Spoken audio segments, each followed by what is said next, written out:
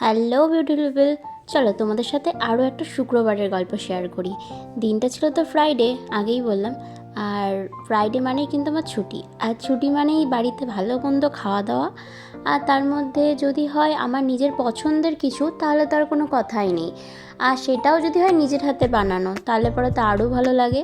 নিজের বানানো খাবার মানে অ্যাকচুয়ালি বলতে পারো যে রান্নাবান্না মাই করে, কিন্তু যদি ছুটির দিনগুলোতে মাকে একটু হেল্প করা যায় আর তার বদলে যদি নিজেরও একটু নিজের পছন্দের কিছু বানিয়ে নেওয়া যায়, তাহলে তো বেশ ভালোই হয়। তো সেদিন কিন্তু একটা চিলি চিকেন বানিয়ে নিয়েছিলাম। আর চিলি চিকেনের রেসিপি কিন্তু এর আগেও আমি আমার ফেসবুকে আর ইউটিউবে দুটোতেই কিন্তু আমি আপলোড করেছি। তোমরা অবশ্যই কিন্তু চাইলে একবার দেখে এসো, আমি কিন্তু লিঙ্কটা কমেন্টে দিয়ে দেবো। তো দেখো সেদিন কিন্তু রাইসটাও বানিয়েছিলাম। এবার ভেবেছিলাম না ফ্রাইড রাইস বানাবো, তারপরে না হঠাৎ করে মাথায় এলো যে ফ্রাইড রাইস না বানিয়ে যদি একটু অন্য রকম কিছু বানানো যায়।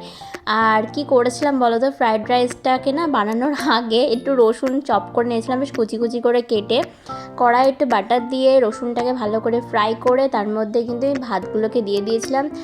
তার উপরে দিয়েছিলাম একটু গোলমরিচের গুঁড়ো, আর তার সাথে একটু লেবু চিপে দিয়েছিলাম। ব্যাস, এত সুন্দর খেতে হয়েছে। যদি ধনেপাতা বাড়িতে থাকতো তাহলে হয়তো সেটাও দিতাম। খুব ভালো হয়েছিল খেতে। আমি তোমাদেরকে এর পরের দিন যেদিন এই রাইসটা আবার রান্না করবো, অবশ্যই কিন্তু আমি রেসিপিটা তোমাদের দেবো। এত সুন্দর খেতে হয়েছিল গাইস, জাস্ট বলার কথা না। আর তারপরেই কিন্তু মায়ের সাথে বিকেলবেলা বেরিয়ে পড়েছিলাম একটা জিনিস কেনার উদ্দেশ্যে। তো আমি এটা মাকেই আমি গিফট করেছি, আর তার সঙ্গে আমি আমার নিজের জন্যও কিন্তু একটা ড্রেস কিনেছিলাম।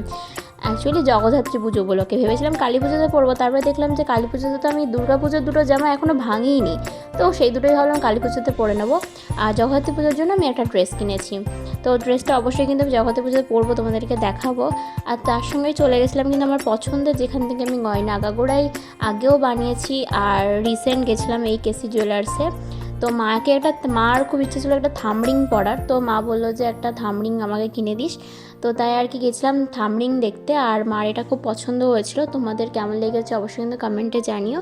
তো এটা আমি মাকে গিফট করেছিলাম, ভাবলাম যে মার পছন্দ তো সেদিনটা আমার যেহেতু সময় থাকে না, তাই আর কি গেছিলাম। আর জিনিসটা কিন্তু খুবই সুন্দর ছিল, সিলভারের ছিল। তোমাদের কেমন লেগেছে অবশ্যই কিন্তু কমেন্টে জানিও। আর দেখো তারপরে কিন্তু জিনিসপত্র কিনে নিয়ে এসে কিন্তু বাড়িতে চলে এসেছিলাম। আর আমি যে ড্রেসটা কিনেছি সেটা কিন্তু ট্রেন্ডস থেকে কিনেছিলাম, সেটাও আমি তোমাদেরকে জগদ্ধাত্রী পুজোতে যখন পরবো অবশ্যই সেটার ভিডিও দেবো। তো ভিডিওটা আজকে এইটুকুনি। ভিডিও যদি ভালো লেগে থাকে তাহলে কী করতে হবে, লাইক কমেন্ট শেয়ার করতে হবে বেশি বেশি করে। তো চলো টাটা, দেখাবে নেক্সট ভিডিওতে। টাটা।